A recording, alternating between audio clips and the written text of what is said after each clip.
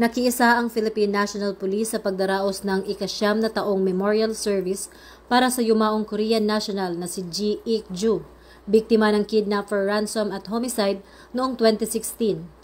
Pinangunahan ni Ambassador Lee Sang-hwa ang ginanap na seremonya sa memorial marker na itinayo sa loob ng Camp Crame bilang pag-alala sa kanyang buhay at alaala. Sa mensaheng ibinahagi ni Ambassador Lee Sang-hwa, ipinaabot niya ang kanyang taos-pusong pakikiramay sa naiwang pamilya ni Ji Ik-ju at pinasalamatan ang pamahalaang Pilipinas at ang Philippine National Police sa kanilang patuloy na pagsisikap na maihatid ang katarungan.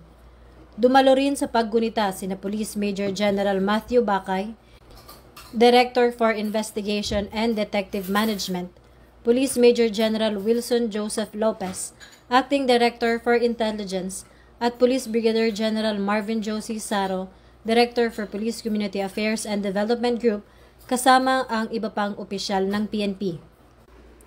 Dumalo rin sa seremonya si Consul General Kim Myung-hun at ang asawa ni Ji Ik-ju na si Mrs. Choi Kwang-jin, kasama ang ilang pang kamag-anak ng nasawi.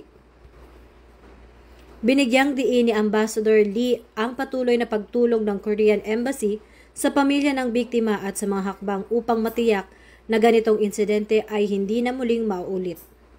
Nagtapos ang programa sa pag-alay ng panalangin at mga bulaklak sa memorial marker bilang tanda ng paggalang at pag-alaala kay Ji Ik-ju. Tiniyak ng Philippine National Police na magpapatuloy ang kanilang pagsisikap upang tuluyang makamit ang ganap na hustisya para sa sinapit ni Ji Ik-ju at sa kanyang pamilya.